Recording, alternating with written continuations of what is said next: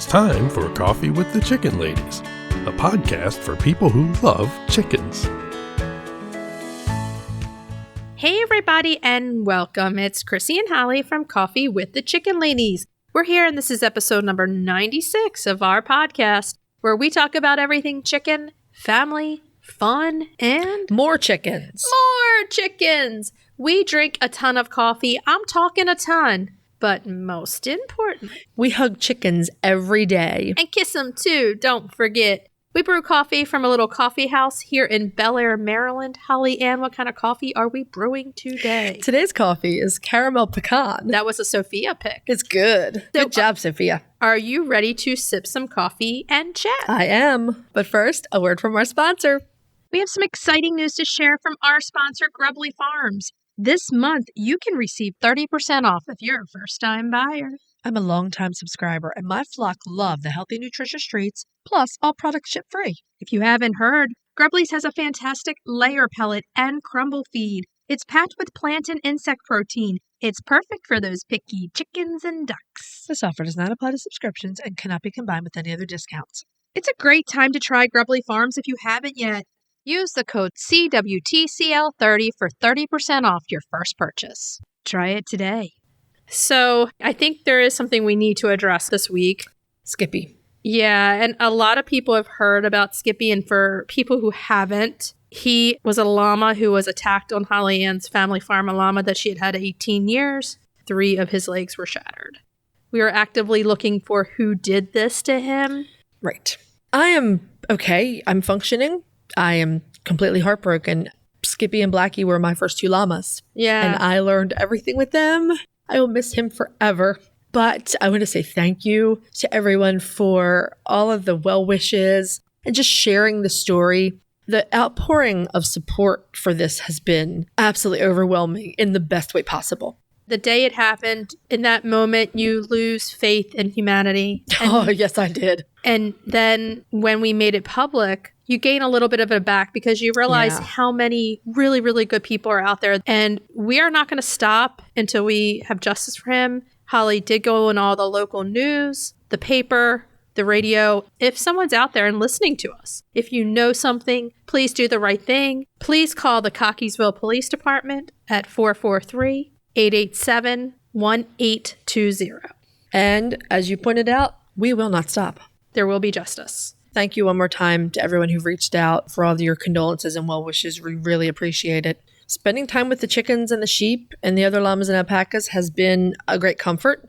It's hard to not at least find a way to smile when you watch those Andalusians carrying on. Oh, yeah. I was going to mention that this is where I am right now, trying to integrate 2 wild child Andalusians and Rita, the Heritage Delaware, into the flock of everyone else. So everyone's integrated except for the 3 Mine youngest. too, yeah. When they say Andalusians are beyond intelligent, they are beyond intelligent. Oh my God, they look at you with that eye. Like they're figuring out the secrets of the world. Yeah. They're ridiculous. And they are relentless. So I can only put them in there with everybody while I'm able to stand in there. For one thing, they go and mess with everybody. But mostly they mess with Clover. And that's the issue. Yeah. And so you're having to find a way to buffer Clover from them to make this whole integration work. But I saw Clover give it to one of the Orpingtons. Really?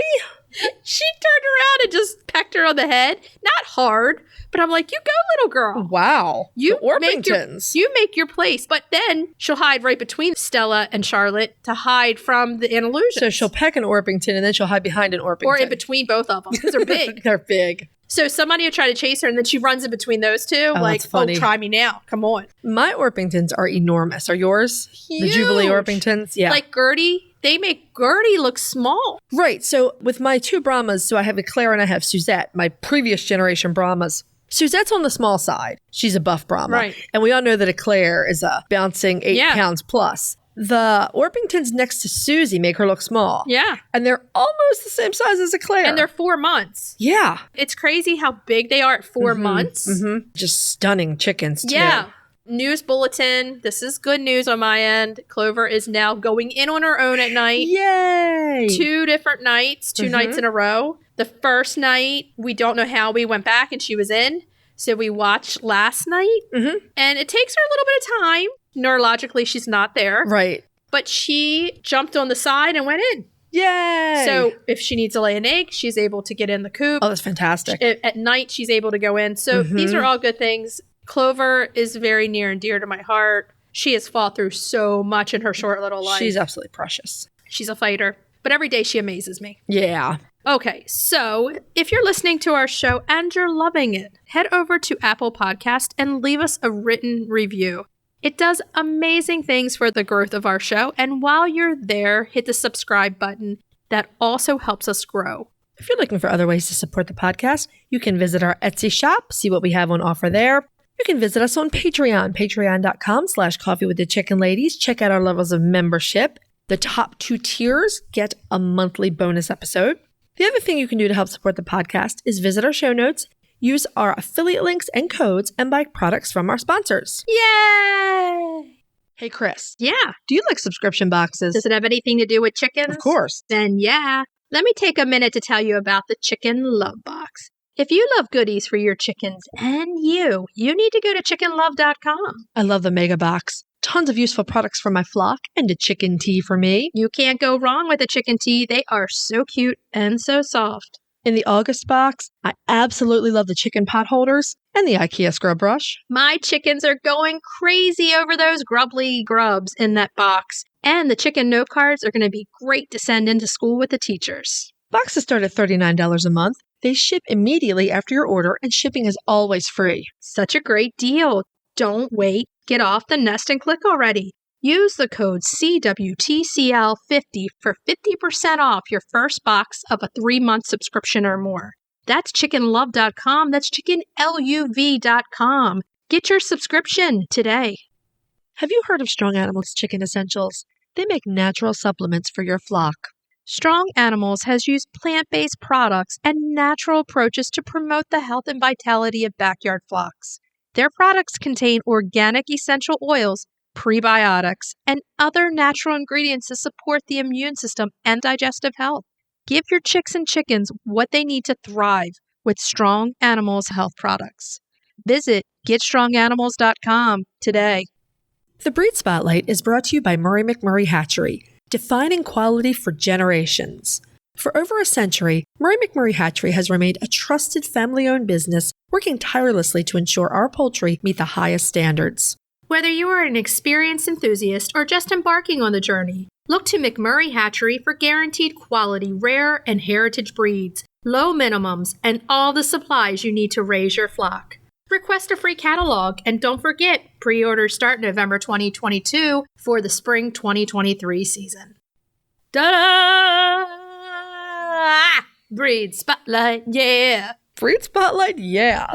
We're going a little different direction this week, so my little intro went a little different direction too. This week's Breed Spotlight is the Azur Blue. And this is a listener request. Yeah, we've actually had several requests for the Azur Blue. Several. So, the Azur Blue is a relatively newish hybrid chicken developed by Hendrix Genetics. And we've heard them before. Hendrix is usually partnered with ISA, right, of ISA Brown fame. So, Hendrix Genetics has a U.S. location, and they also have branches in 25 other countries. Yeah, I remember we've talked about that. Right. But the parent company for Hendrix is in the Netherlands. Mm-hmm. So they developed the Azur Blue as a way to maximize blue egg laying with excellent production, but with smaller food intake. These people always say they do this, but let me tell you, these chickens aren't listening to that you want their smaller food intake. They're eating whatever they want. Of course they are. So Hendrix notes on their website that the Azur Blue is 50% leghorn, and they share the small body size. So we're talking about around 4 pounds, as well as their feed efficiency. You just busted that myth. Yep. Also, the Azur Blue are only available as females. There's no information on what happens to the males. The hens are not engineered for a long life. They are engineered for maximum laying in the first couple of years. In fact, if you look them up on the Hendrix Genetics website, they have a category for, and I quote, livability. This is the problem that we always go back to with hybrids. They're bred for maximum egg laying in the first few years, and then that is it. Mm-hmm. In the conversation that we had with our upcoming guest, she was asking why we do heritage breeds so much. And one of the answers is because they live a lot longer. Well, yeah. And if you're going to welcome a living creature into your home, into your life, into your heart, you want them to. Right. That's one of the problems with hybrids. It does come down to what you're looking for. Plenty of people get hybrids as their first birds because that's what's easy to get your hands on. Exactly. Availability. They do have good personalities. They are great with kids in general. So those are all things going for them. And in the case of the Azur Blue, it's a blue egg layer. Yeah. And blue egg layers are very popular. They are. So the Azur comes from the fact that these birds lay about 295 blue eggs in their first year or so. It's massive. And the color of the egg is supposed to be true blue, Azur Blue. Bright blue. Bright blue, yes. And deep, like just bright and pigmented blue. Different than when you have an Americana or when you have a lake bar. Exactly The right. plastic blue egg is like real light baby blue. Right. The eggs are described as true blue in color. So they're not turquoise. No. They're not a faded blue. They're bright blue. Now, they're not as blue as some of the ones I've seen that are obviously pumped up with a little filter. Yeah. I mean, let's say we all use Hashtag no filters. filter. Yeah, we all use filters for ourselves, and people do use filters Speak for for eggs. yourself. I don't filter anything. Oh, I do. Anything I know can you do to filter look- me, and I'm grateful, but I don't filter anything. So the appearance of the Azur Blue. They are essentially white in color with some silvery to charcoal pigmentation here and They there in look their like feathers. a leghorn. You know what? I would say if a Leghorn and a Delaware were merged Yeah. and it stayed small. I mean, they have a little bit more ruffling to their feathers, it looks like, but they resemble a leghorn. Yeah, they to do. me. They have a fairly large, often floppy straight comb, and they have bigger wattles and yellow legs. It is easy to see the Leghorn in them. Oh, yeah, very. They also have that upright Mediterranean type tail. Right. And, like we said before, like most hybrids, they have very gentle personalities and they are good with children. That's the one key thing to remember with hybrids. They are very gentle. Yes. For whatever reason. Well, honestly, that's why it would rip my heart out even more to lose them at a young age. If you have this lose sweet them chicken. 2 to 3 years in, and when you think about a heritage breed can live 8 to 10, that's a big age difference. It is, yeah. And that's a big time to get really attached to this super cuddly bird, and you're going to be heartbroken. Yeah. I know myself. My heart's not hard enough to do that. No, mine not at all. So similar to the shaver hybrid varieties, remember when we talked about the brown shaver? The Azur Blue also seems to be primarily marketed to small chicken farmers. Right. And it looks like you'd have to go through a Hendricks representative in the U.S. So it's not going to be easy to get your hands on these birds. Well, I didn't even actually find mention of the Azur Blue in the U.S. I found them in Canada. Well, that's what we're saying. This is a Canadian hybrid. I know at least one of our listeners who requested this is Canadian. I didn't think the other was. And the shavers are the same way. They're a Canadian bird largely. Yeah.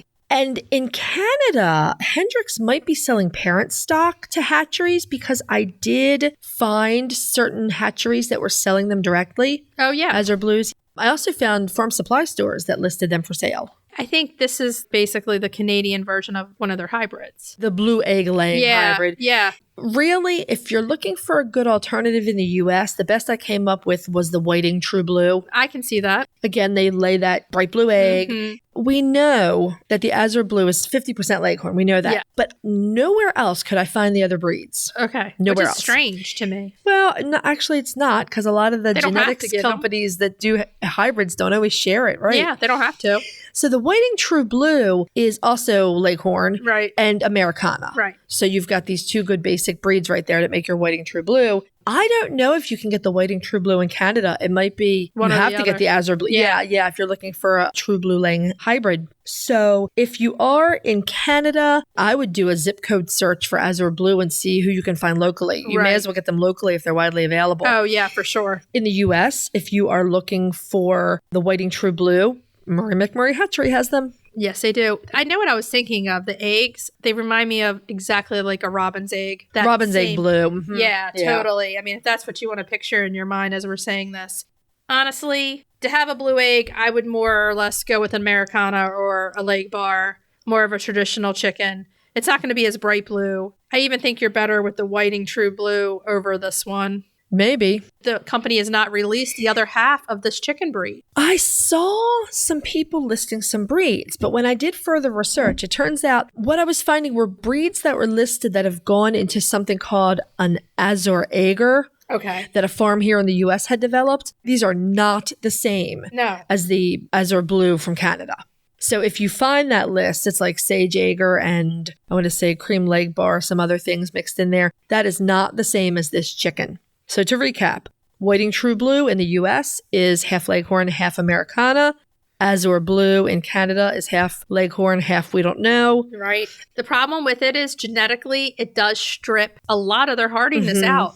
That's the problem. Every bird deserves love and a home. And these are decisions you have to make for yourself. And what's right for your homestead. Right, exactly. A lot of people, when they get into chickens, they buy hybrids, so they'll know whether or not it's something they want to continue with, hybrid or heritage breed. And the other thing that I want to go back and mention is we say $2.95 in eggs for the first year. Company does not give a number. They say sharply decreased in years 2 and 3. And the problem with chickens that have this high rate of laying eggs is they have reproductive problems a lot of the times. They do a lot of the times, yeah. So it's just something to be aware of. We don't want to say, don't get this chicken. If you really want this chicken, get it. They have nice personalities. What we're saying is there are trade-offs, yeah. You're going to get close to 6 to 7 eggs most week from this bird. Right. For the first year. For the first year, yeah. And then it's going to sharply decline, and then they can have problems reproductively. Yeah.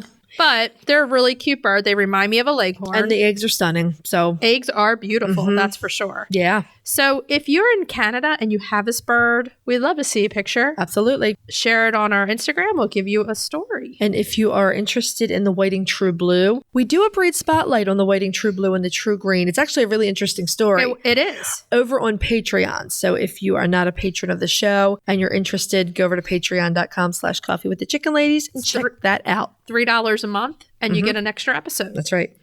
If you're looking for a chicken coop that's produced in a planet-friendly, sustainable way, try Nestera. Each coop is made from highly durable, 100% recycled plastic that keeps the equivalent of up to 2,000 shampoo bottles out of a landfill. Their clean, modern design will fit into any garden or run area and comes with an industry-beating 25-year warranty and a range of handy accessories. Simple to put together, so quick and easy to clean, and most importantly, red mite resistant. Your chickens will love it. Quick shipping from Amazon.com or Nestera.us. Use our code CWTCLP10 for 10% off. Check them out today. Roosty's proudly sponsors Coffee with the Chicken Ladies. If you're raising chicks or keeping chickens, take a look at Roosty's store on Amazon.com. We've personally tested their products and we're huge fans. They have their famous nesting pads, those fantastic chick water and feeder kits, do-it-yourself port feeder kits, water or nipple, and water or cup kits. And you don't even need to drive to the stores. They're all available for prime delivery on Amazon.com. Visit Amazon.com and check out the Roosties range or follow the link in our show notes. Okay, so now it's time for main topic. Yeah! Yeah. We have an extra special main topic this week. We're pretty excited. We sat down with the senior editor over at Ogden Publications, Jessica Mitchell, and she is the sweetest girl. And we had such a great, fun conversation with her. Let's bring it to everybody now. Enjoy.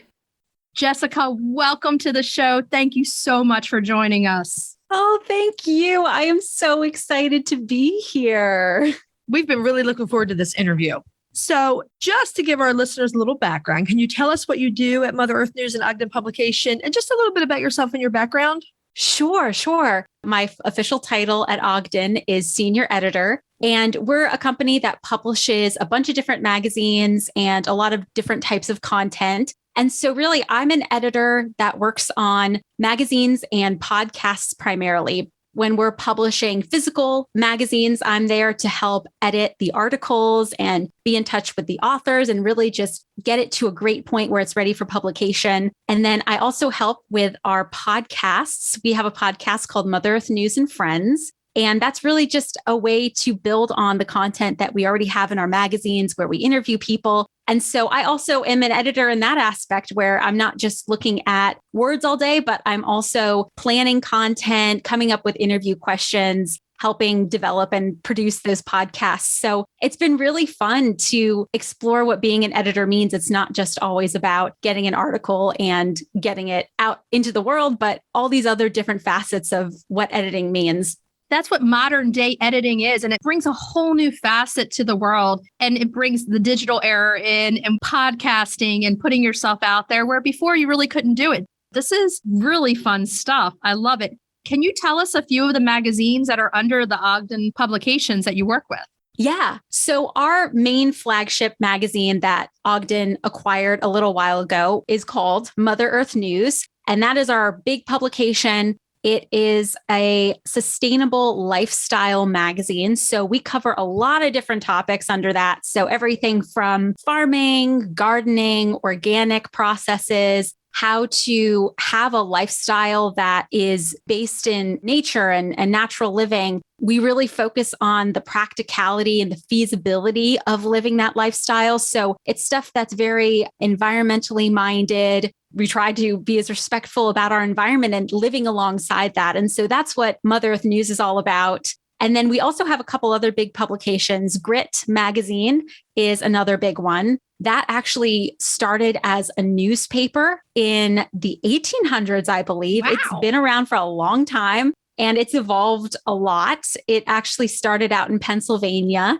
not too far from where I used to live. Oh. And now it's a magazine and we really focus on rural lifestyle there. So farming, livestock, we do touch a lot on preparedness. So how to prepare for inclement weather or really bad weather, how to be on the side of knowing your environment and how to just have things ready. It's not really a prepper type of content, but it's that preparedness content. We want people to feel empowered and equipped for whatever comes their way. So those are our two really big ones. But then we also have some new magazines in the family that we are working with. So one of them is Countryside Magazine. That's been around for a while, and that has everything to do with the country lifestyle. So we cover animals, we cover homesteading, farmsteading, gardening, all that stuff. We have another one called Backyard Poultry. And this is the one that our listeners will know. Yes. Backyard Poultry is literally exactly as it sounds. It's just all about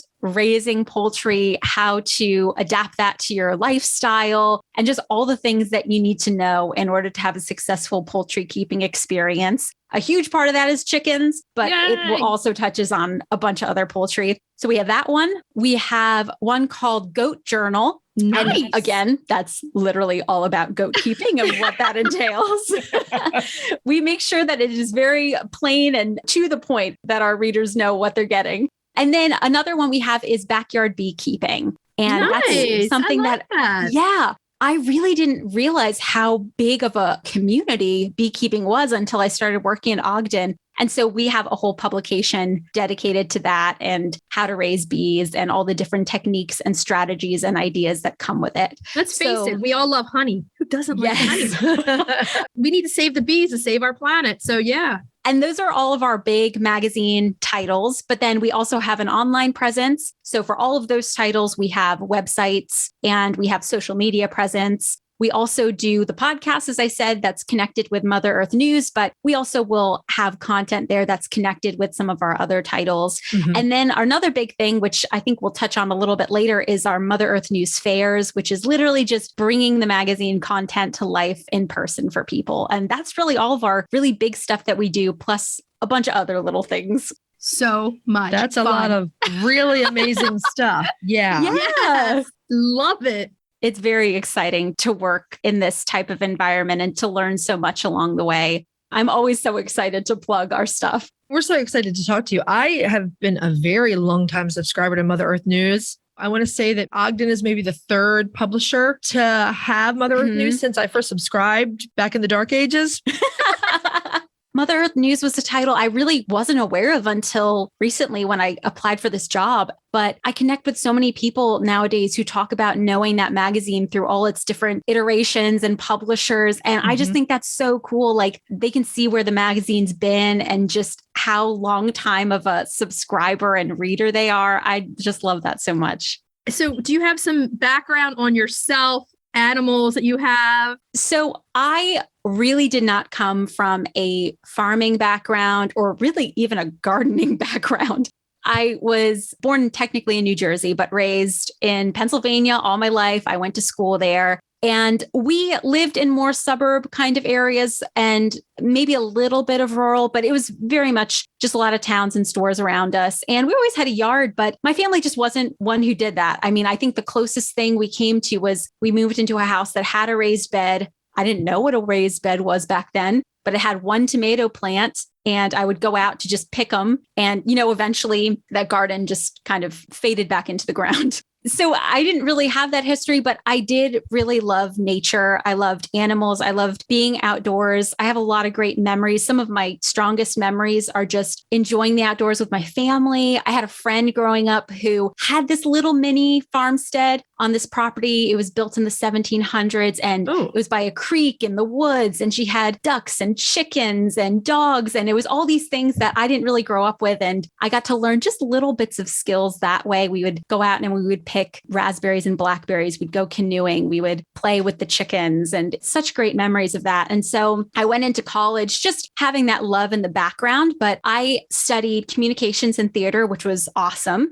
And then senior year, I took just, the science requirement and I found one that was environmental studies. And honestly, I chose it because the lab portion, we got to go out and take field trips outdoors. Nice. And learn stuff that way. Yeah. And I remember taking it and it was like my brain just exploded with just, wow, look at how amazing our world is. I want to know more about this. And also like thinking about all of the ways that it's in danger, how we can help the planet and help each other live better lives and preserve that for future generations. I remember feeling like if I hadn't gone into the majors I did, I would go into environmental studies, if I had to do it all over again. And I remember my capstone project at the end of the year, I did it on shadowing a beekeeper. It was about exploring a type of subculture you normally wouldn't go into. And so I did it on beekeeping and that was just so fun. And I had that little bit of knowledge in the back of my head. And so then when I applied to Ogden, which funnily enough, I didn't realize it was in Kansas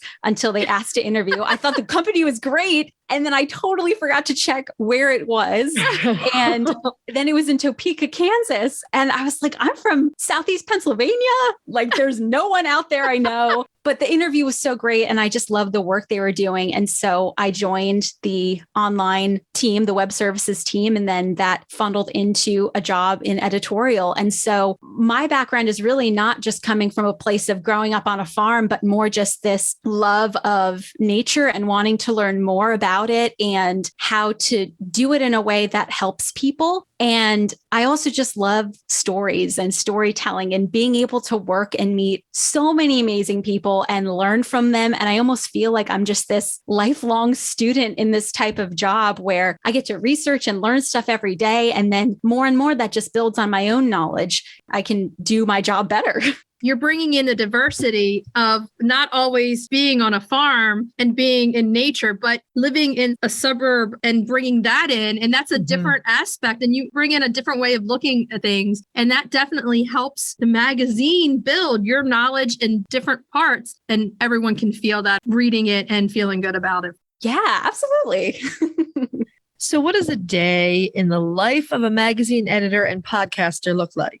Ooh, I was thinking about this a little and I'm like, well, I think a huge chunk of it is replying to emails and reading some letters and being on Zooms, which is really great because that's my connection to coworkers for sure during the pandemic, but even coming out of it, being connected with coworkers and our readers. So it is a lot of writing back and forth with people and planning and coordinating things. But really, my day is spent kind of divided between working on articles and working on podcasts. Those are my really two big areas. And we kind of like to joke at Ogden that the editorial department is kind of like the quiet introvert one. We really like just being in our little areas where we're down and we're doing our research and we're editing things. And it really suits our personalities. Some of my days can be pretty quiet where I don't have a ton of meetings. They're kind of sprinkled in. When we do have meetings and we do collaborate with other departments, they tend to be kind of sprinkled across our week. But a lot of our time is just spent working on the content. And it's so great. On the podcast side, I am chatting with people. We're strategizing how we can create some good stuff for our listeners and just listening to what the buzz is on the subject matter. And then on the article side, it can be a lot of just being at the computer and researching and just making sure that we know our authors, we can follow what they're talking about. If we don't feel well versed in the subject, it's our opportunity to become a quick and fast expert on the subject matter. And then it's about just helping craft the story. So I do seek a lot of quiet time with those spurts of work. But it is fun having that variety of sometimes we're going to go out and we're going to do an interview or we're going to go and have a meeting, but then we can come back and be in this nice, quiet place to really work on that good stuff.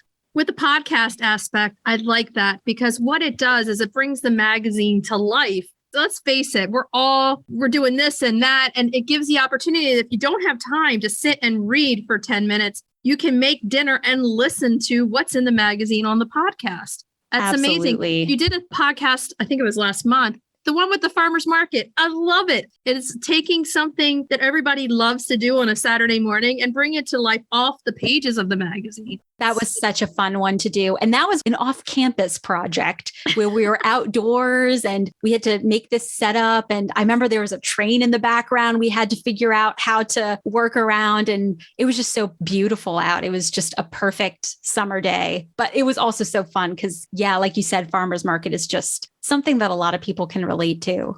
This brings me to my next question. Would that bring one of your favorite things about working at the magazine?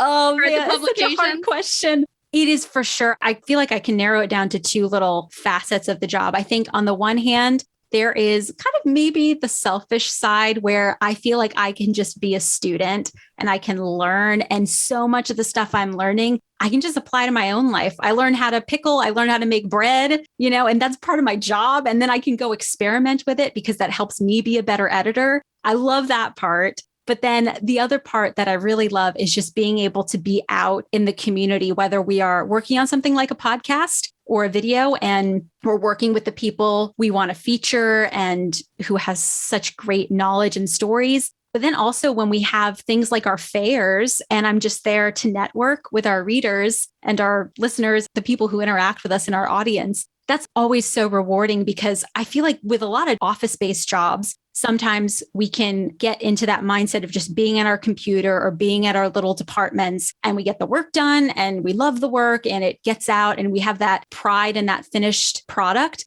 But then when you go back out into the community and you get the letters or you get to meet face to face with people and they talk about the things that they're trying to do, how they're living, how we've been helping them, or even on the speaker side, how that has opened up opportunities through our magazine that we can feature people and give them platforms to share the stuff that they have. That is really so rewarding. And it just brings you back to that sense of that can-do community that we really want to build and foster with our audience. And that just really comes back to reward us too. So for any of our listeners who may not be familiar with your magazines, can you tell us a little bit about the focus and the message and who your intended audience is? Sure. And you know what? I don't judge if people don't know about Mother Earth News because I definitely did not until about 5 years ago. So I understand. But yeah, so for Mother Earth News, that's our sustainable lifestyle magazine. So we cover gardening, DIY projects, livestock, green building, natural health, so many other facets that go into our magazines. And really our mission, our goal for this magazine is we want to help create self-reliant, can-do communities. So we're not really putting our effort into making just self-reliant individuals. I do think it's great that people can feel self-sufficient and feel confident in how they live, but our key component is those self-reliant can-do communities because we can't do anything alone. Right. No, and so exactly. That's our focus. And we love being a place where we can give people opportunities to share their knowledge and wisdom and expertise. And we love helping people. I would say, at least in my brain, this was kind of my goal with this magazine is helping people live their best life in accessible and practical and sustainable ways. So it looks different for everyone. But we want this to be a place where they can find what works best for them. So Mother Earth News Magazine is our biggest thing, but then we have the podcasts that are connected to it, our online presence, videos, products. We have a store where you can buy stuff that is tested by our staff and given the thumbs up by our staff, and fairs. I would say for our audience, really, our publications are, and Mother Earth News specifically, but also our other ones, they're for anyone who wants to live sustainably, healthily, mindfully, whatever they picture in their head. We want to help them make that a reality. And we're going to do that through that environmental based type of content. And so we want this to be open to everybody. And especially chicken ladies. You have a lot of information about chickens. So that is amazing. Everyone needs to check it out. There's a lot of really good articles on there. Mother Earth News. It's been around since the 70s, and we know the 70s were a very important era, not just because we were born in the 70s, but a lot of stuff was going on in that decade. Can you tell us about the history around the early days of the magazine? And do you have a favorite article that was out about that time?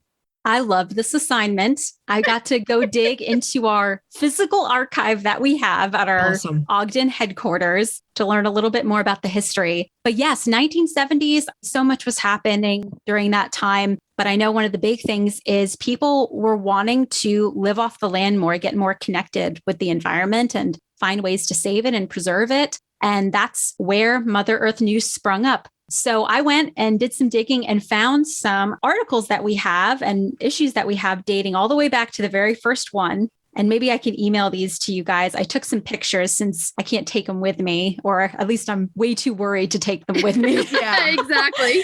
But I found our very first Mother Earth News issue, Volume 1, Number 1. It was in January 1970. This was a publication that was really defined as being a people's publication. The founders of it and the only staff members listed for this very first issue was John and Jane Shuttleworth. They were the ones who really kicked it off. And based on the things that I dug around and interpreted from it, they wanted to create a publication that it's not there to make a profit. It's there to help people. And I have this little, I can show it to you on Zoom, but maybe we can post it somewhere if you want. Sure. And we might be able to show this like as a little clip too. Oh, yeah. That's the first so cover. Cool. Yeah. This is fantastic. I love the first cover. It's essentially a section of the earth and the moon above it, and it's filled with negative space. It's actually really beautiful. It's really in its cool. own way. And we might be able to put this, we might be able to make a video clip and show that to our listeners of us talking about it too. So I love this. Yeah. It says A New Beginning, and it was called The Mother Earth News back then. Okay. I pulled up a little bit more content in there as well when it comes to the history of it. So within that first issue, here's some of the things they said, and I love this. So this was on the first table of contents page, and it says, here it is, ... the long-awaited first issue of the Mother Earth News, put together in one solid month of 14-hour days by two people. We'll let you decide if it was worth it. And then in that same section, this is how they defined who their audience was, I think. And they said, the Mother Earth News, published in North Carolina, is a bi-monthly publication edited by and expressly for today's influential hip young adults, the creative people, the doers, the ones who make it all happen. Heavy emphasis is placed on alternative lifestyles, ecology, working with nature, and doing more with less. And I just thought that was so fun. That's fantastic. They knew. And you know what? It had staying power. It's still here. Mm-hmm. And it really did. When you do something because you're basing it off of your passion and your love, you're going to put that out there. And they did. People were like, okay, yeah, I'm on this with you. Yes. Do it. And it just continued to grow. I went a little bit further and I found some publications from the 80s, and the book grew a lot. They were publishing so much great content. They had a commune at one point where people were living together in this close community. I know that they had lectures where thousands of people would come out to learn from the Mother Earth News staff and partners. It sounded like they did trips of some kinds where you could go out in the field and learn about things. And then I know their staff started to grow, and it was just really cool to see that evolution. And you were asking me about one of my favorite articles. And when I was digging around, I really loved this one article I found, and they did place a heavy emphasis on not relying on big ag or huge grocery stores to supply your food. That was really based, I think, in self-reliance and also feasibility. If you wanted to be able to have a smaller budget for what you ate, you could find it out in nature and do responsible foraging. And there was this great foraging article where they had these very clear images and identifications of plants, and they had it all listed out. And it was just such nice, heavy content that I think people really wanted. Well, yeah, it had staying power because, okay, it comes in the 70s after the industrialism of the 50s and the 60s. And then we start to go back to nature, back to let's bring the chickens in, let's garden, let's do this, let's do that. It sustained itself through the 80s, which went back to me, no. Exactly. So this magazine has massive staying power. And now in today's age, we're back to let's love Earth. It's made it through all the decades, which is pretty amazing. It really has. And it was so cool to see the different covers of all of them. Because in the 70s, you started with almost this newspaper-like paper and just very minimal colors and illustrations. And then in the 80s, it went into more colorful illustrations for the covers and really thick books. And then 90s, we started doing photographs on the images, probably in the 80s too, but definitely like the 90s. And then now, you have today, and now it has its own new style and everything. One of the things we talk about in our weekly breed spotlights, especially when we're coming to heritage breeds, we very early on noticed a pattern that a lot of the breeds that were in serious trouble throughout the 20th century, there were clubs and efforts to do conservation breeding starting in the 1970s. Mm-hmm. I don't think that's any coincidence. No. So at what point did chickens show up in the early days of the magazine? And what was the focus around them? Was it care or breeds or what have you? That's such a great question. And so I went digging, and I think I found the very first article that was just solely focused on chickens. From what I can tell, it was called Fresh Eggs from Your Own Hens. Look how much text is on that page. Wow. Holy moly. They really went all in on this article. And so this issue, I forget exactly which issue, but it was in 1970. And they had a huge section. It almost looked like they went more in subject matter chunks with some of their issues. And one of them, they had a chunk on poultry. So there was one about geese, and then there was a couple on chickens. And so that was the first time I saw them publish an article just about chickens. And this article specifically really focused on just kind of this huge overall bird's eye view. And to me, at least when I was reading it, it gave me the sense of they wanted to address the people who maybe had never owned chickens before, or maybe they had and they're coming back to it. And they just wanted to give them all of that starter knowledge and probably more than that. And so there was sections like, what type of breeds should I keep? And this author was saying, well, there's no really wrong breed to keep. It just depends on what you want to do. Do you want an egg layer? Do you want a meat bird? And I did think this was funny. This was probably very much written by a man. And they said, ultimately, just choose the chicken that your wife is going to love, because when you go off to work, she's going to be going collecting the eggs. And I just started laughing. I'm like, I guess. You know what? That goes back to the chicken keeping in history was all women. That's right. Yeah, that's true. It's pretty accurate. It was very much a cultural reflection. And I definitely am not trying to knock down our article or anything, but I did think it was quite a humorous little tone that was there. I actually think it's really historically correct, though. My husband would do the same thing. He's always like, honey, get the breed you want. The only breed he's ever asked for is something silver lace. So we got silver lace Cochins, but I think that's super sweet. Yeah. So, I thought it was pretty funny because at least from the editor's perspective, it's like, oh, well, I don't think we would ever write that type of sentence today, but it's really shown how the culture of chicken keeping has evolved and the farmstead. Hey, happy wife, happy life. There you go. This person knew what they were talking about at that point. You better get a chicken that your wife's going to like, or you're going to be in trouble. That's universal. That works across all possible spectrums. It's true. So that was definitely the first article. And then there was another one after that, and it was called New Easy Way to Raise Tender Chicken. And that was, I think, a little bit more on maybe the processing and the raising. Yeah. Mm-hmm. But those were the very first ones. And their focus was very much on bringing up people who maybe didn't have that experience. Yeah. And, it's with the times, because we start with 30s and 40s and having chickens, and then from 50s and 60s, taking a step back and going into urban living. And then the 70s, bringing it back in and saying, wait, we need to go back and live off the earth. So this magazine starts, and then they give the article on chickens. Mm-hmm. Chickens stand the test of time. They really do. Yeah. So what are some of the great chicken resources that you offer, and where can our listeners find them? We have a lot. I'll speak a little bit more on the evolution of Mother Earth News. And I think part of it is because now Mother Earth News is in this family of publications. But I did notice our evolution has gone from, we did focus heavily in the past, in the 70s especially, on foraging, practical DIY things. And chickens were in there, but they were kind of just blended with this holistic farm or natural living life. And nowadays, I think we can get a little bit more into the details about keeping poultry. So it's not always just about what breeds should I keep and that's great. We still do focus on beginner stuff, but we'll also get into a little bit more technical things. And now we have outlets and publications that are just solely dedicated to that to really dive in. So I have a little list here that I'll list out for our listeners. So Of course, we have our Mother Earth News magazine. We have motherearthnews.com, as well as our physical publications. And we have a heavy emphasis on there on livestock. Chickens come up a lot.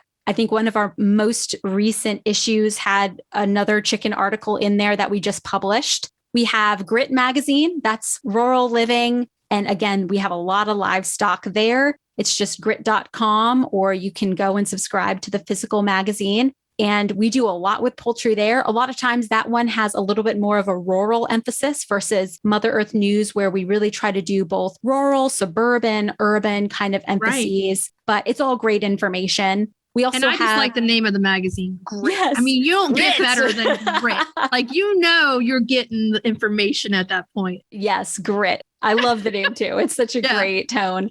Countryside Magazine is another one. That's another rural lifestyle one, but it's just very universal information for people. We have poultry information there. And then, of course, we have our Backyard Poultry Magazine. That's the thing I will highlight today, where that is solely focused on poultry. And it is backyardpoultry.iamcountryside.com. And so that's kind of within the Countryside magazine. And then you have a section for the backyard poultry. And that's where you can find, if you're really just looking to dive deep into our chicken and other poultry content, that's where we're going to go deeper, go on all these different levels of things. So that's a really big one. And if you're a chicken lady or man, you need to get this magazine. Any of the magazines you've mentioned, I mean, as our listeners know, we don't do meat birds. We respect that path. We just don't do it. And so you would be a fantastic resource for anyone who's looking for that side of chicken keeping. Yes, absolutely. Grit definitely will cover that. Maybe Mother Earth News sometimes. And then, Backyard Poultry is going to cover eggs, pet chickens, and then also meat birds if people want to know how to go about doing that. So that's our big Backyard Poultry magazine. And then, of course, we have our podcast, and we do a lot of chicken content because we know people love it. And especially once 2020 hit and we started really seeing that trend of people wanting to keep chickens and other birds, we really leaned into that. So I would say at the moment, if you go onto our podcast right now, we have at least one chicken podcast a month. When we started our podcast all about chickens, we had people laugh at us. And that's the thing. People can talk all day about chickens. There's a lot to say. Who's laughing now?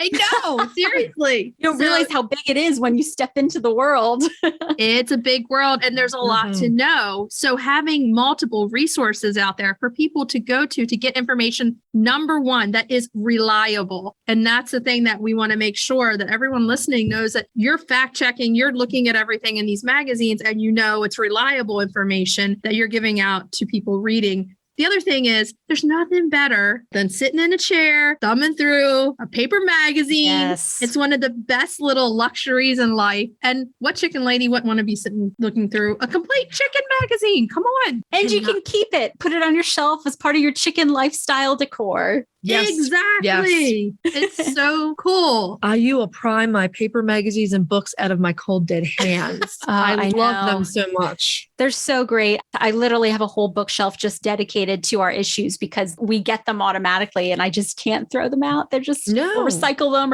I just want to keep them. And they're just so pretty. It's really nice to pop back in there too. I know I saw an article like last year about this. You have an index right there. You can pull it right out. Or if you're feeling under the weather and you just want to lay around, you have a library. There's something to say for an actual library of information, of one that you're not looking at on a screen, that you're holding in your hands. And that's where these publications come in. You're going on a trip. You can take the magazine with you to read while you're going away. Amazing. Love it.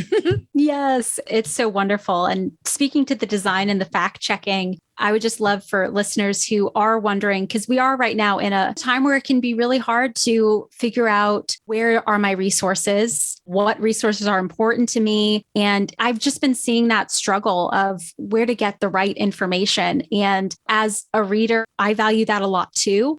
And it's kind of like if you work at a restaurant and there's that classic question of, oh, after working there, would you eat the food or something like that? It's kind of that same thing where I think of magazines. You know, I ask myself, oh, like after working with these magazines, would I still really rely on them? And the answer is a huge yes. I'm really celebrating our department and our staff, but I know their lifestyle, they walk the talk. People who are new to it, like me, learn from them. And then a huge part of our job and our discussion is about making sure that we are getting the best information and the most researched information. We have editorial boards that we turn to talk with about topics, both knowledge and wisdom. We have huge sheets of where we pull our facts and our research and our studies. We reach out all the time to our experts and connections, so that on the page, you know that we're putting in the best content we can. And if there is something that there's a question mark or something that we can't quite verify, or maybe it is that type of information where that Western kind of medicine and research is very highly published, but we also very much appreciate and value the folklore and the information that gets passed down orally in cultures and that are treasured and kept and maintained by cultures of people. And so we really try to make sure that we respect and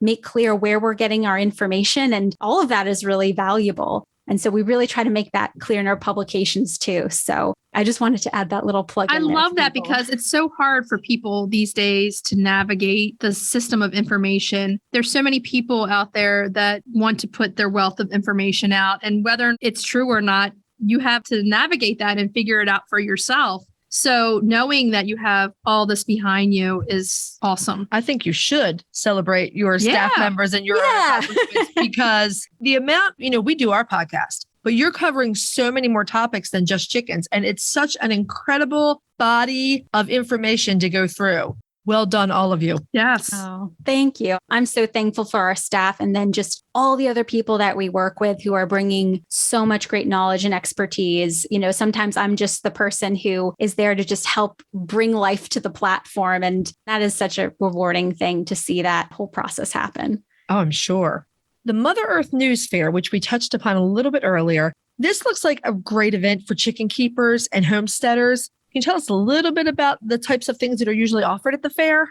Sure. The fair is so fun. It's not just a classroom with lectures. We like to say it's the magazine coming to life. And you can find all the stuff we talk about in Mother Earth News there, but you're also going to see connections to our other publications. Maybe we don't touch a huge amount when it comes to beekeeping and all of its different facets, but that's going to be at the fairs too. And so it's really just the whole lifestyle there for people to join in on. You can really find anything from our publications is probably going to be there. So we have our vendors that we connect with and are personally invested in that we invite to these fairs. And we really love being able to feature vendors who are local. They have local businesses around where the fairs are. And so if you're looking for things, anything from essential oils or hydrosols, or maybe you're looking for just some connection to different services, we will have services there as well. And you can just go and pick their brains and chat with them and buy some really great products. So we have our vendors, we have a lot of different workshops, and I say lectures, but it's not a really lecture format. A lot of times it can be outside, or it might be in a little hall, like if we have a building on campus. And we have people we just absolutely love that come in and they speak on their expertise. So we have a whole schedule of events, and a lot of times it will be people who are local to the area, but other people will drive or fly in from all over the country. And I don't know if we have any international people at the moment, but that's always something that we keep our eyes open to. And so, everything from gardening, maybe someone comes. We had Ira Wallace, who is just an amazing gardener. I mean, that's such a small word to me when I'm trying to describe Ira Wallace, but Ira's come in and talked about gardening of all sorts. We have all these different people who keep poultry. So that's always such a huge hot thing because we will bring in some animals sometimes, just people who want to bring in maybe donkeys or chickens. And it's great for kids. They can learn and interact with the animals. And then you can chat with the people who bring them in. I know that we have people who like talking about like therapy chickens or just, beyond just keeping eggs and stuff, what chickens can do for you. And so we have some great like hands-on workshops you can sign up for if you want to actually create something or do something to take away from the fair. But then we also just have speakers who come and just share their knowledge, and it's just so great. And then we have our Mother Earth News store as well. So anything you see online, we bring it to the fair so that you can go and get that stuff. But for chicken keepers especially, we really love being able to highlight things like bringing in the animals or having hands-on courses when it comes to chicken keeping. And so we definitely don't shy away from that. I mean, bringing your magazine to life is what it's about, to connect with people on a one-on-one level so that they're not just reading a magazine, they're experiencing the entire part of it and living it out. It's just fun to learn, to do workshops, to do these things. So everyone out there should be looking out for the Mother Earth News Fair and how to get tickets and where it's going to be, which is where next. Yes. So we have a whole 2023 lineup scheduled. So if people go to motherearthnewsfair.com, they can see where all of our fairs are going to be in 2023. We have one in Pennsylvania. We have one in Texas. And we have one in Kansas. So, nice. And we're constantly looking to see where could our next city be. So that's a basis to start off, but I know that we have other places in mind. So we have those 3 coming up next year. We also have Mother Earth News Fair online. So let's say you can't make it to a fair in person, but you still really want that type of content. When the pandemic hit, we shifted and started offering online courses. So it's literally the type of stuff you would get at the fair, but it's online. You can register for it and then you have it wherever you are, which I think is really awesome. And then for people who are really local to the Lawrence, Kansas area, we're actually doing this year self-sufficiency Saturdays. It's almost like a mini version of the fair. I think it's the second Saturday of every month until the end of the year. And it's usually like a full work day, like 9 to 4, 9 to 5, where we have an expert come in. And we just had one on chicken keeping. One of my best friends and coworkers shared her knowledge the whole day. Everything about keeping chickens. I know eventually it's going to be online as well. And so we love being able to offer that to people. What does the future look like for chicken keeping resources and Ogden publications? I would just say in 2 words, it is continuously growing. We are not backing down on our chicken content. So, we plan on keeping our Backyard Poultry Magazine around. All of our publications, we want it to keep going. And we're just going to keep offering that poultry and that chicken content. I know the fairs are growing and we have all these different new facets of it just to really meet people where they are. If they're local, if they can't get there, we're trying to create in-person and online experiences for that. But all of our research and our studies with our demographics and our audience is just showing that this is not going away. People want to keep chickens and poultry and they want to have that connection with their animals, whether it's because they want to start a small business or they just love chickens or they want local eggs. Nothing that I'm seeing is suggesting that this is going to fade anytime soon. And so we just want to meet people where they're at. So we are planning on continuing to grow that whole collection of chicken knowledge for people. That's amazing. At this point, are there any major changes that are going to be taking place with Backyard Poultry, or is that too soon to talk about? As far as I know, I think we are sticking with where we're at with Backyard Poultry. I do know that we kind of converged some content recently, and really, hopefully that's to the benefit of our readers that we're just continually keeping that content available to them. But as far as I can tell, I think just the biggest goal is just continuing to create content that people want. While we're talking about Backyard Poultry, thank you to you guys for listing us under one of the flocks to follow. Yes. We're so touched. We were so happy to do that. I mean, you ladies are such a great resource, and we just have so much enjoyed learning about your podcast and connecting. And we always just love creating that network. because it's all about community. We were talking about this before. That's the best part of podcasting is meeting amazing people around the world and making friendships that you never would have before and just seeing the diversity of people. Mother Earth News is all about that, which we love. Yeah. So it's a totally unfair question and you can give us more than one, but what is your favorite breed of chicken? Oh boy, I was preparing for this question. And so much of this is going to be just head knowledge and just what I like based on what I'm learning about. Yeah. Because at the moment, I don't keep chickens, but it is for sure a future thing to do.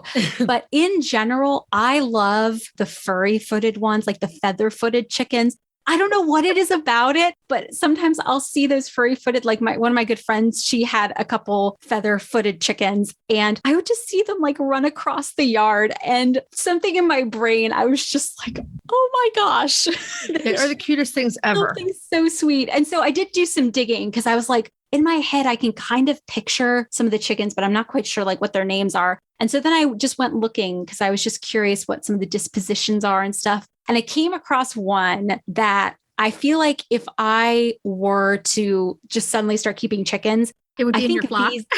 This would be one in my flock. And I believe I'll probably botch the name, but I believe it's called the Mille Fleur du Clay. Oh, they're adorable. They're so oh my cute. Goodness. They are so cute. They're one of the cutest chickens ever. They're feather-footed bantams. Yes. So they weigh like 2 pounds and they have that Mille Fleur. So they're spotted chickens. They are insanely cute. I mean, it should not be legal for something to be that cute. They're under my cutie pie labeling of chickens. They are so cute. And you went for cute factor for sure. I really did. There was the one that was kind of bearded. So they almost looked like an owl or something. And they just had all the feathers up and down its neck. And I just saw them like, if I keep chickens, like, sure, like eggs are great because I eat a lot of eggs, but I also just want one that feels like a companion because I want know to I hug would your get chicken attached. every day. I do. I don't know if they're going to hug me back or appreciate they it. They will. So you know what? After everything you're saying, listen to this. I think we have the perfect chicken for you besides the other one. And that is a salmon faverolles. Checks all those boxes. Look up that chicken. Beard for days. Our vet actually calls them the Santa Claus chicken because they're just beard and muff. And they're this beautiful shade of sort of salmony tan. And they have the feathered legs and they have amazing personalities. They're talkers. I mean, I have to say, Jessica, you probably have exquisite taste in chickens. We can tell. I hope I do. So I have 4 salmon faverolles. Holly Ann has 1. We know that you would love this chicken. It sounds so fun. And you're going to say they were right. I'm with you on the feathered feet all the way. Cochins and Brahmas and Langshtons and faverolles. And I don't have any Duclays, but oh my God. Well, that's on our list of ones that we want. So cute. You have excellent taste. Yes. Thank you. Very good taste in chickens. We like that. Okay, so we want to put this out there to our listeners. How can they connect with you guys and all of the wonderful things over at Ogden Publications? Yes, we have a lot of different ways people can connect with us. I'll start with just Mother Earth News, but really the same can be said for all of our other titles. So for Mother Earth News, we have our website, motherearthnews.com. We have websites for all of our magazines, whether that's Backyard Poultry, Backyard Beekeeping, anything like that. If for some reason you can't figure out the URL, just Google the name plus magazine and you will find it. We're on social platforms. Facebook is our biggest one, but we're also on Instagram and we have little offshoots, especially from Mother Earth News. If you want to join little groups that maybe is gardening oriented or something like that, we do have a few little offshoots of Facebook groups there. For our Mother Earth News Fair, we have that website as well, motherearthnewsfair.com. If you just want to know what's coming up, how you can connect in person with us and our experts that are in our community. We have a store online that's connected with our Mother Earth News website. So if you want to get products, if you want to find our podcast, that's all on the Mother Earth News website. You'll see very obvious tabs for that. And then our Mother Earth News and Friends podcast, you can find us on, I'd say probably any major listening platform. You can also just do motherearthnews.com/podcast. That's where you'll find us there. And the same can be said for all of our other titles, Grit, Countryside, Backyard Poultry, Backyard Beekeeping, Goat Journal. We all have websites and social presences for them. And so you can pretty easily find us there. And that's how you can connect with us. Feel free to send us a message on social and we have people who can answer you that way. Or if you want to email us directly, it's going to go to us editors. You can do letters@motherearthnews.com or letters@grit.com. If you have questions, we love receiving mail and being able to answer for you. And if you really want to go the extra mile and write to us, we actually get a lot of great letters in, and it's so fun. I'm pretty sure somewhere on our Mother Earth News website or even our Ogden Publications website,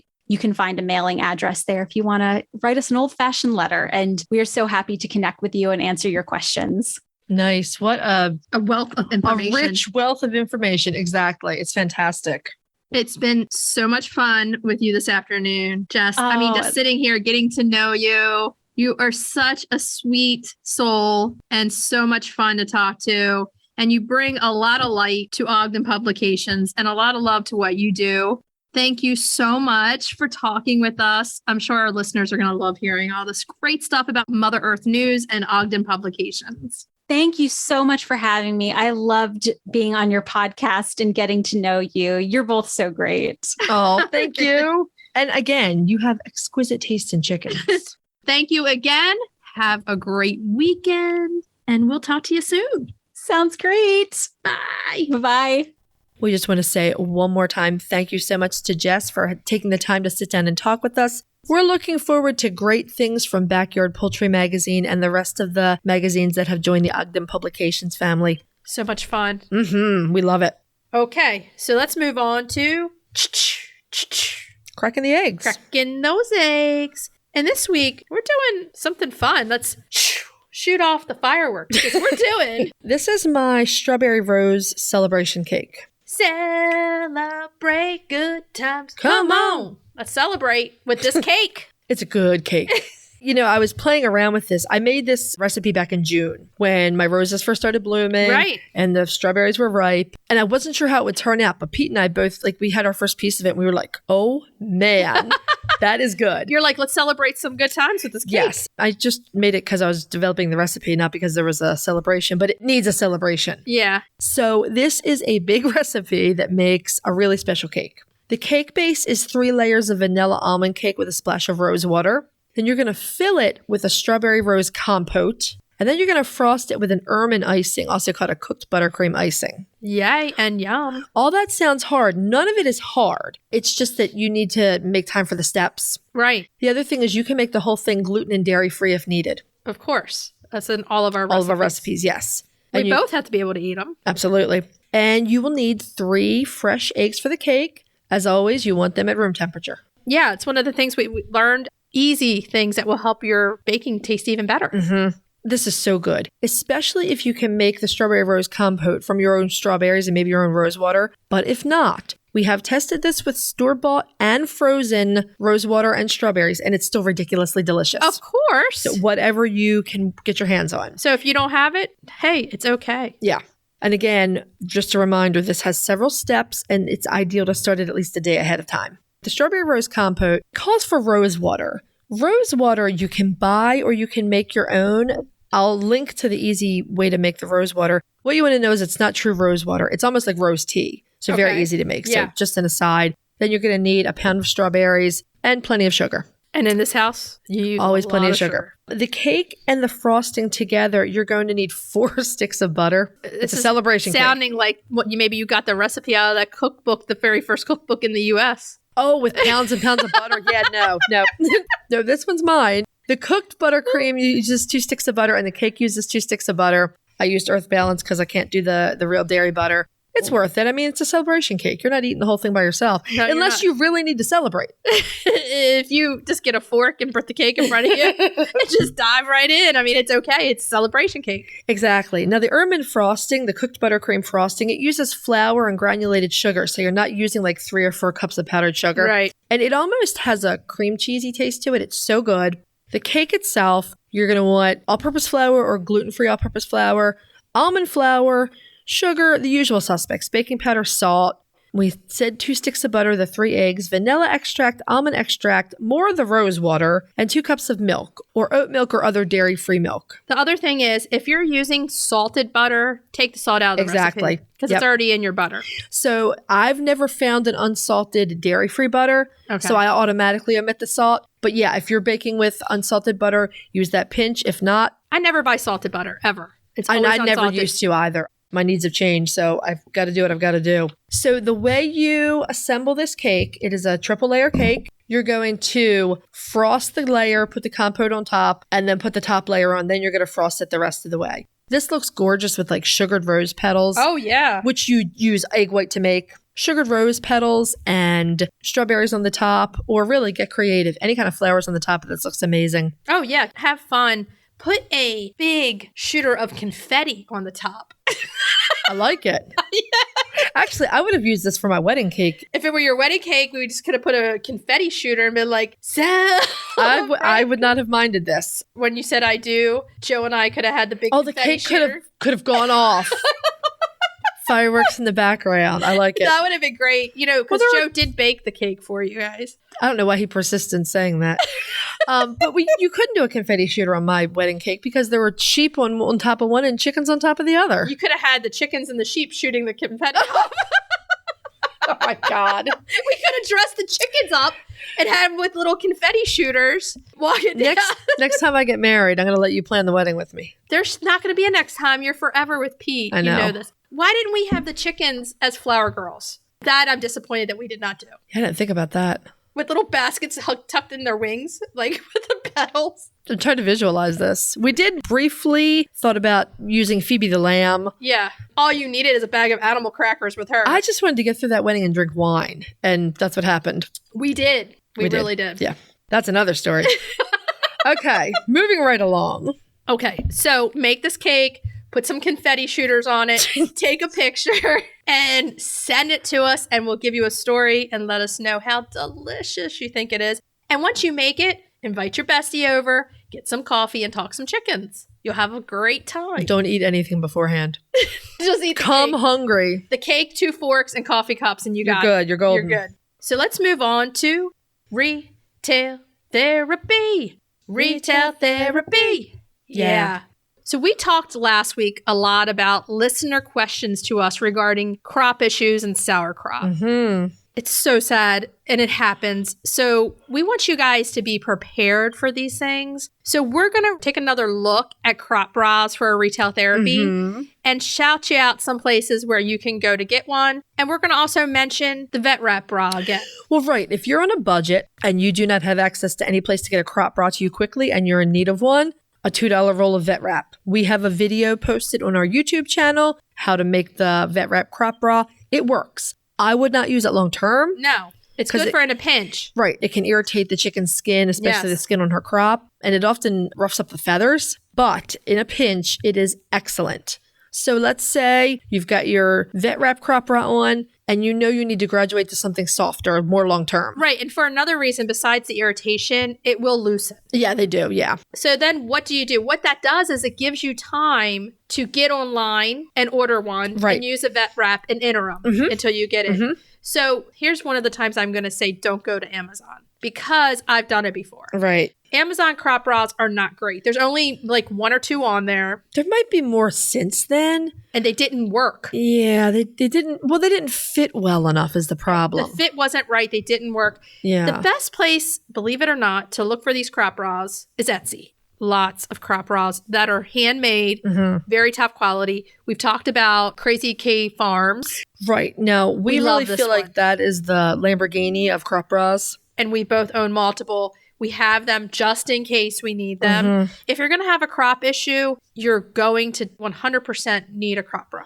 Right. So Crazy K's model is called the Birdie Bra. Yes. And they do have bantam sizing. Yes. So that would be very, very helpful. They have a plethora of sizing from small, medium, large to bantam. Right. And we do call that the Lamborghini of the crop bras. That's the best that you can get. I think the price point's a little over $20. Yeah. It's not bad to have in your arsenal. And you can wash them. Yeah. I've washed them many reusable. times. Yeah.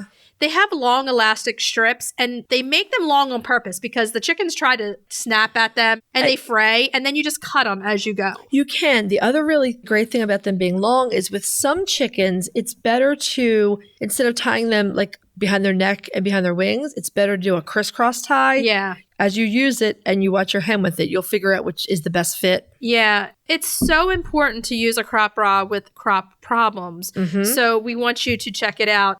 Etsy, you can check. There's a bunch of people that have all different kinds of designs that are handmade. And, you know, this one that we like from Crazy K Farm, it's very soft, very stretchy, but you can make it tight. Right. Still comfortable for them. Right. And that's one reason why we like it. We use it. We recommend it. But there's different fabrics. If you want to get fancy, I would recommend highly going to Etsy. Absolutely. One of the things we look for if we're trying to buy a crop bra from anyone else is that the person has a bit of chicken experience. Yeah. You can crank out crop bras all day long, but if you've never tied one on a chicken, you don't really understand what they need. It's kind of where I look at the ones from Amazon. They're kind of mass produced and they're not the right style. They don't work well. Yeah, the one had like a plastic clip. Yeah. They didn't support the crop at all. The one was Velcro I got. It didn't work. It just kept undoing it. They could just undo it themselves. Velcro can work in some circumstances, but again, sometimes you have to play for a while and see what works for your chicken. Yeah, exactly. So just as a quick reminder, we'll back up for a second. Crop bras. You want crop bras if you have a chicken that needs a crop supported, a slow crop or a pendulous crop. After surgery to help support the crop and make sure the chicken doesn't gorge themselves. Or even in the beginning of when it's sour and packed it, you have to keep it in place. If you're keeping things moving through. Yes. It's great for lots of reasons after surgery, but it covers the stitches as well as supporting the crop after surgery. So that can be very helpful. And we recommend that you get this before you have a problem. If you don't, you always can get vet rep. But if you go out and you spend, I just looked up the price of this one, $24.99. You have it in your first aid kit. There is no worry. The more you're prepared for something, the better you can handle whatever situation comes up. You'll feel a little bit better about it. You'll be able to say, okay, I have this. Right. Believe me, it happens. So having this is kind of like having your vet before a problem also. Preparedness. Yeah. So just have one. And if you don't, always have vet wrap. It's very easy to find on our YouTube channel. You don't have to search, like you will have to search for a little bit on Instagram, but on our YouTube channel, it is right there. And always have a crop bra. So check them out on Etsy.